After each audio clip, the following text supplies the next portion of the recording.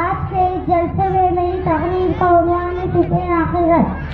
جس دن سور پکڑ جائے گا، سور کی آواز سے چاند اور سورج آپس میں ٹکرائے جائیں گے، تارے بے نور ہو جائیں گے، زمین پر زلزلہ آ جائے گا، سمندروں میں آگ لگ جائیں گی، تمام ریزہ ہو جائیں گے اور تمام انسان مر جائیں گے۔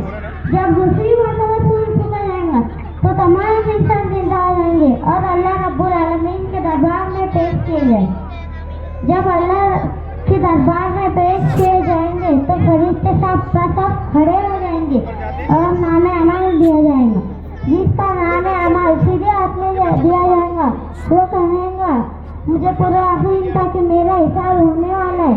جس کا نام عمل الٹے ہاتھ میں دیا جائے گا وہ کہے گا کاش مجھے میرا نام عمل نہ دیا جاتا۔ اس دن سب سے 5 سوال ہوں گے۔ پہلا سوال، تم نے اپنی زندگی میں کیا کام کیا؟ دوسرا سوال، تم نے اپنی جوانی کس کام میں گنوا دی؟ تیسرا سوال، تم نے مال کہاں کمایا؟ چوتھا سوال، تم نے مال کہاں خرچ کیا؟ پانچواں سوال، تمہارے پاس جتنا بھی علم تھا تم نے اس پر کتنا عمل کیا؟ اے انسان ذرا تو بتا تیرا جواب کیا ہوگا؟ 5 سال تمہیں کھیلنے میں گزار لیے، 20 سال ڈگری حاصل کرنے میں گزار لیے، 30 سال نوکری اور دولت کمانے میں گزار لیے۔ جب ہڈیاں کمزور ہونے لگی، بیماریوں نے آ دبوچا تو کبھی کبھار اللہ کی یاد کر لیا۔ تمہاری جوانی انٹرنیٹ، فلموں، کھیل کے میدانوں اور لذتوں میں گنوا دی۔